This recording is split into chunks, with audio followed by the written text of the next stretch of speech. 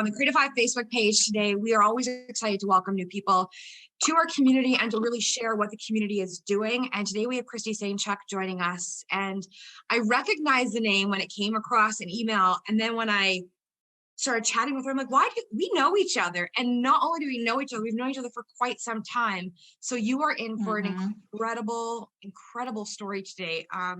Courage, passion, fear, and facing that, and living your best life exactly how you want to. You know, Kristi is all of those things and so much more. So let me introduce you to Kristi Sainchuk. Kristi, how are you? Thank you so much for joining us. I'm great. Thanks for having me. You know, I'm doing really good. Good.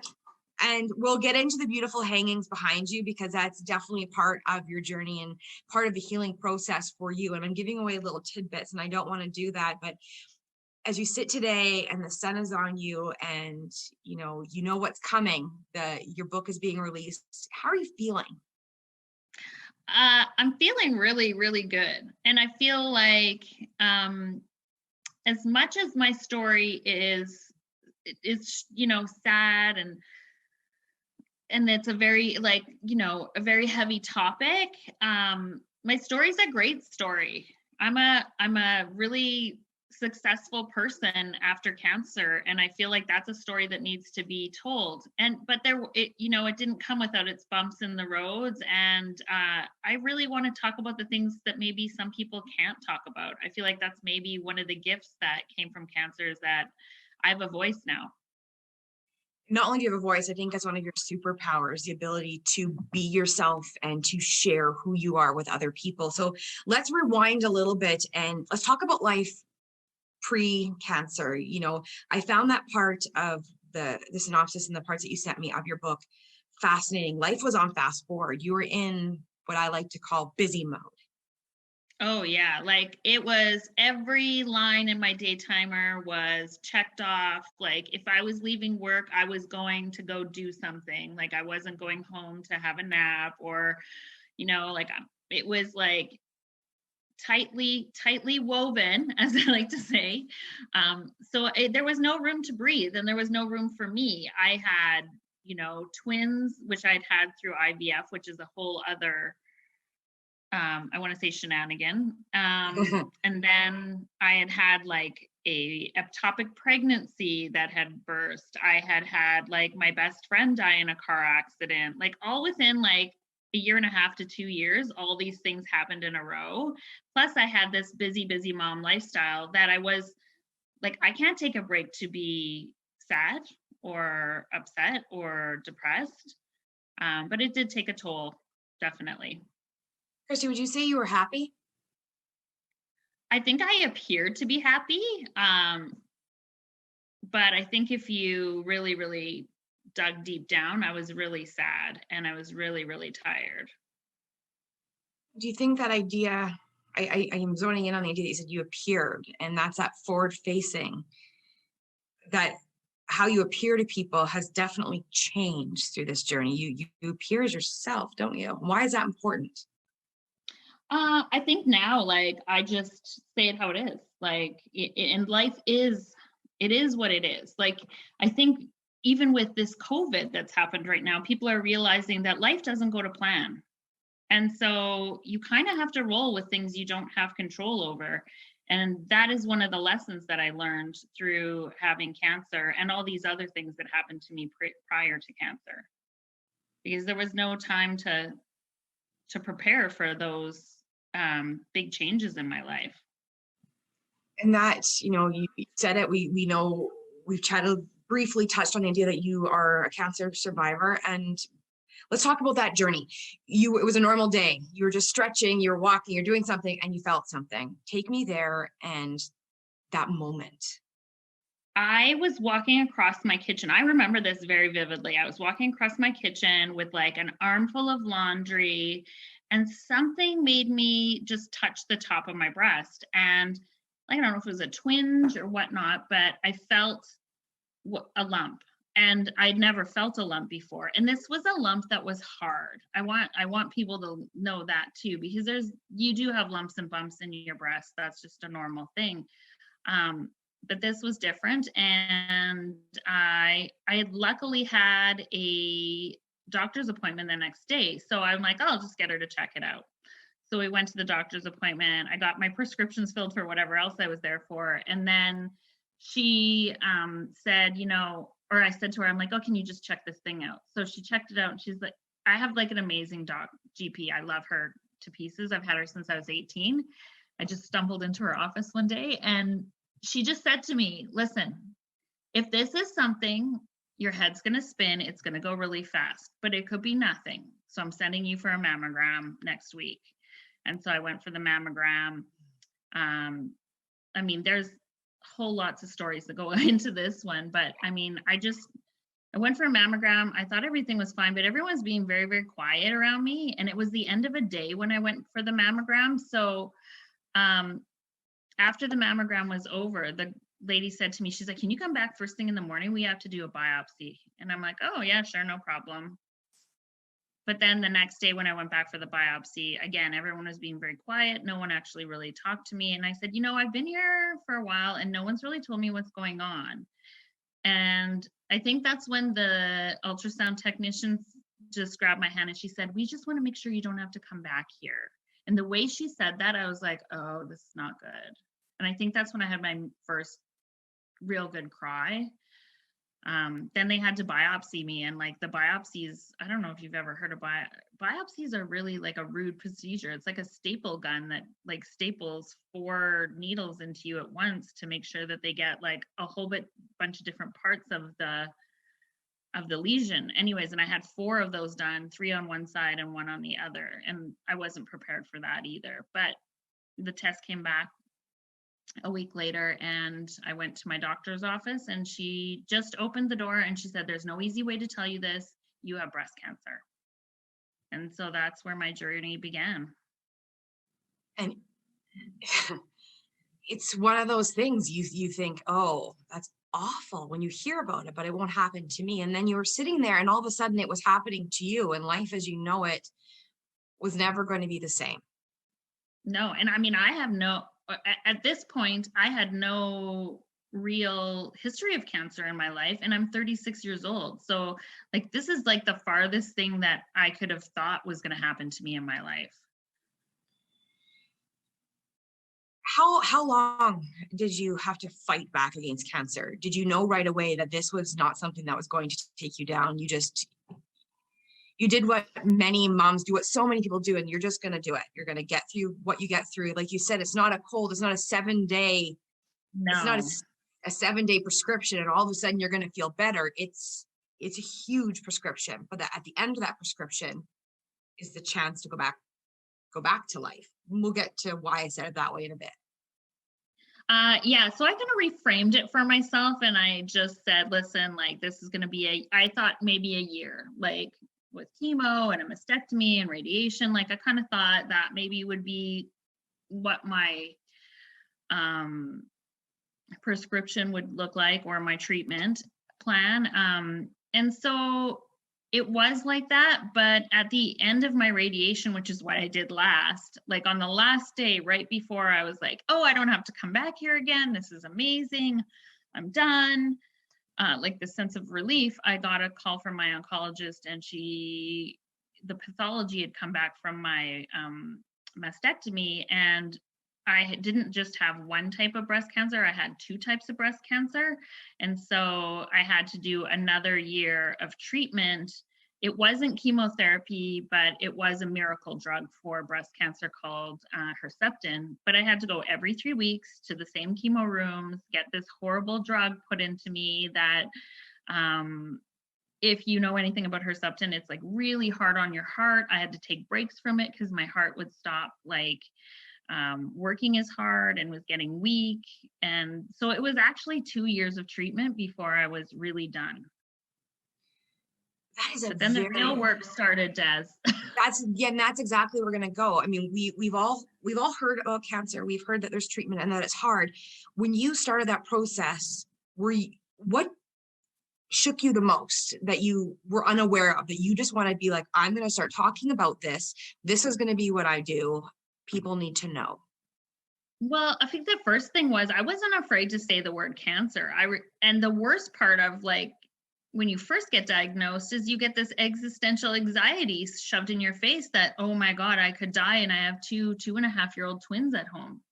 And Hmm. so that in itself is like a huge thing to deal with, and you don't even know what to do in that moment. And then, of course, there's all the physical things that happen through chemo, radiation, and mastectomies. And you hear about the big things, but you don't hear about all the things. And so I was able to talk about them. People would ask me questions like, do you lose all your hair? I'm like, yes, you lose all your hair. It's a blessing in disguise, but not really. Like there's lots of things people don't talk about. It hurts to lose the hair on your head. Like your follicles are dying. You know when it's happening because your head hurts. I had mouth sores like that were, no one ever talks about that. And chemo brain. Like I couldn't even hold a conversation with people. I would have to hang up on mid call and be like, sorry, can't talk, because I couldn't put together a sentence, or I'd forget where I was when I was driving. And there's so many things people don't talk about. And so I realized I could talk about those things. And so they think that's kind of where I realized my superpowers were happening. But in the same respect, I was still living this like very, very go, go, go lifestyle after cancer. And that was not working for me. And yeah, that's when things kind of took a turn. Some things really took a turn. Let's pause right there because I need people to know that we're not going into all of the details about this because it is in your book. It's called Loose Threads, and that's coming up. So we'll circle back to that in a bit. And that idea of writing and getting your voice out, it's going to be heard at so many different levels. But it's really after, the treatments were done and you were in remission and moving forward with life, because you should be celebrating, right? You are cancer free, everything goes right back to normal, but it doesn't. Take me It there. doesn't. I Yeah. mean, I had like a party. I was like, I'm done cancer, but I didn't feel like celebrating. I felt like I should be checking off all these things on my bucket list. I didn't feel like doing that. And I did do some things, like I went to Paris with a friend for a week and, doing some things I really wanted to do, but like nothing was feeling right. And I was like, I should be happy. But I think what I didn't realize is like I was kind of suffering from like surviving for 2 years and like not knowing where life was going, trying to get into this new normal, and really not being able to deal with like the minutia of life, and also being angry that I had cancer because I spent so many years being positive, trying to get through it all, and now I was mad and sad and didn't know how to deal with life and afraid it could come back. Fear living in there. When you took a step, when did you decide to take a step back and stop being busy and stop appearing to be okay and to be happy? What Um, happened in your world that changed that?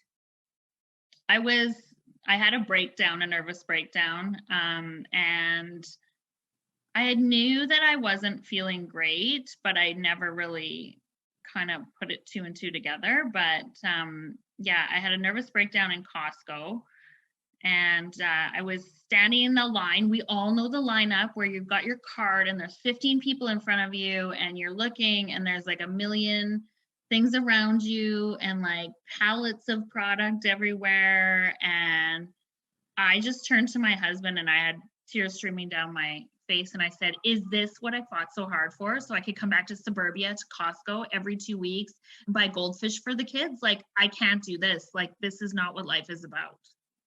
And then he told me to go to the car. And then he bought me a Snickers, which he thought would cure everything, but it didn't. Didn't, hey? No, I don't think it would. But at that moment, as awful as it sounds, we've all been in those lines. We've all been in that. Something changed inside of you and you move forward towards something new. Yeah. Snickers wasn't going to cut it for you.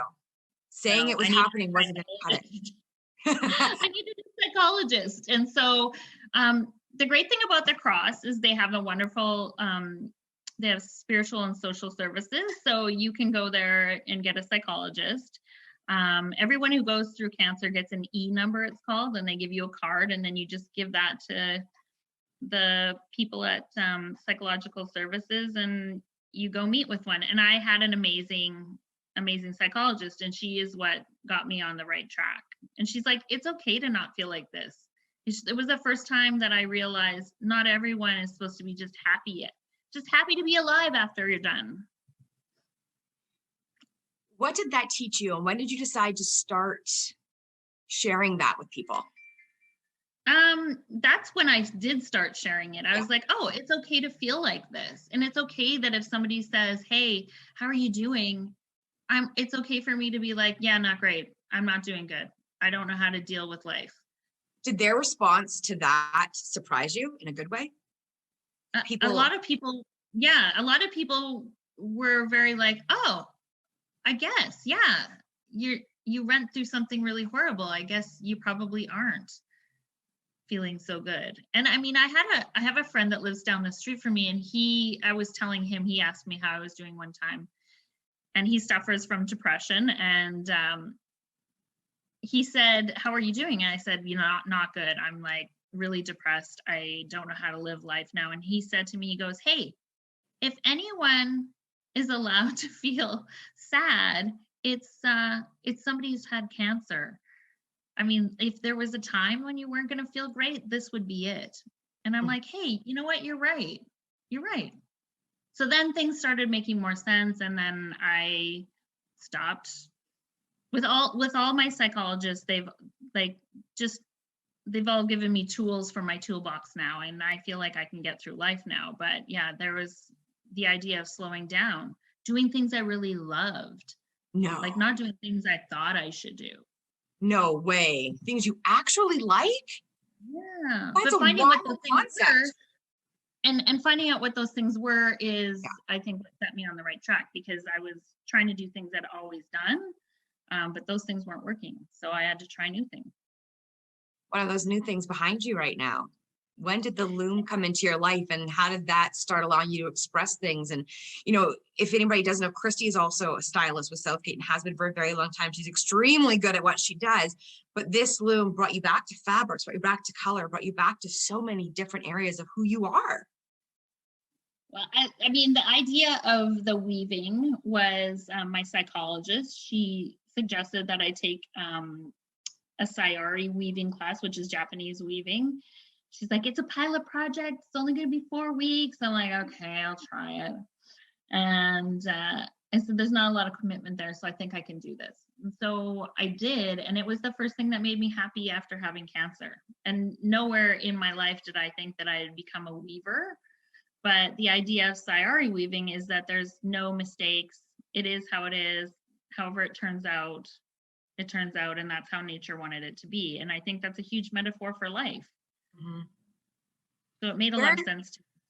Over the last few years, and I want to make sure we leave some in the book for people to read, over the last few years, how has that and the psychology and really owning who you are and using your voice changed your path? I think for me, I think the biggest thing I learned is not everything's perfect. No one has a perfect life. I mean, I think that's just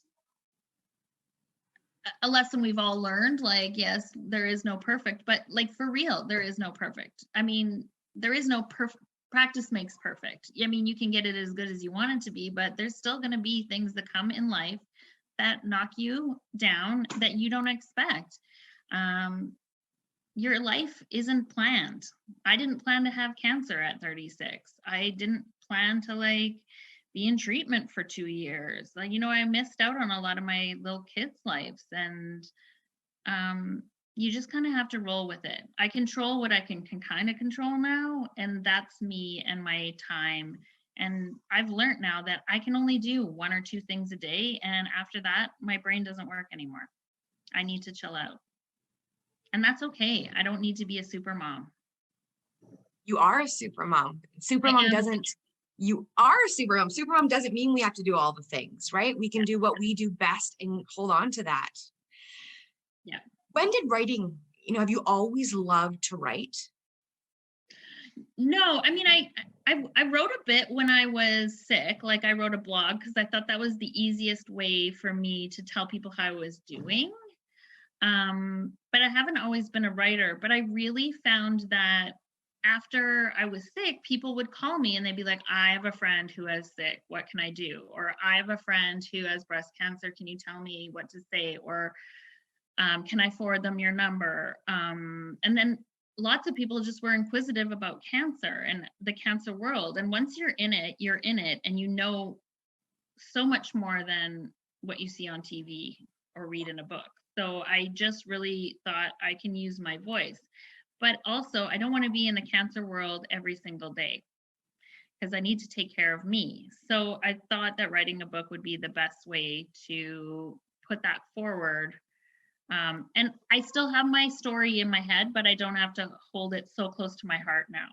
And so I can let go of some of the feelings that I've had attached to it, which has been really, really cathartic. What is the book called, and when can people get their hands on it? The book is called Loose Threads: Weaving Life Back Together After Cancer, and it'll be available June 18th, 2020.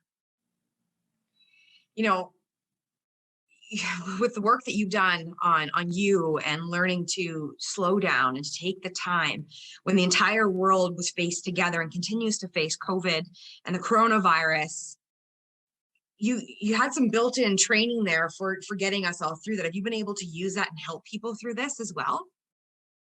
Yeah, I feel like this is like a second round for me. I've already slowed down quite a bit and I do stay home quite a bit. But yeah, I feel like, again, life doesn't go to plan. So, okay, well, we have to homeschool now. I guess that's just what we have to do. And what do I have control over? I can have control over what I make for lunch or what we do in the backyard. That's what I have control over. I mean, I just go with the flow. And I also don't spend a lot of time on the news because I just feel like that just brings me down. So, I mean, whatever I see here and there through like social media is what I get. And I just focus on what I can do during the day for myself. Well, I know we can all appreciate that, and we can all learn from your story. And trust me when I say that this is a small scratching at the surface of the story and the personal things that you added through this, and the ups and the downs and the struggles. You laid it all out there. What did that feel like for you when you got that final manuscript in your hand and you knew this was your world? It felt really, really, really joyful. I felt like this was an amazing thing. I'm so glad that I got it out. I'm so happy to share what I know with people, because I know it's going to help a lot of people. And I mean, this is the other thing is every cancer story is different. And I think mine is different. And I need people to know that like, there's no right way to go through cancer. However you go through it is however you go through it, but that's your story. And they're all different, and you can do it. If I can do it, anyone can do it. Yes, yes, yes. All right, everyone, June 18th, I will add to our Creative Hive Facebook page as well as our Instagram page once the tickets are available for the online book reading and book launch. And then obviously we can support local by doing this and really, share Kristi's story and share it with our family and friends. And even if you haven't gone through cancer, reading this book, you're going to have some tears and you're going to have some aha moments too, because it's very well written and it takes you on a journey and you can imagine yourself being in some of those situations. So I'd recommend that. Kristi, thank you so very much for taking the time to share that with us. Thank you for having me.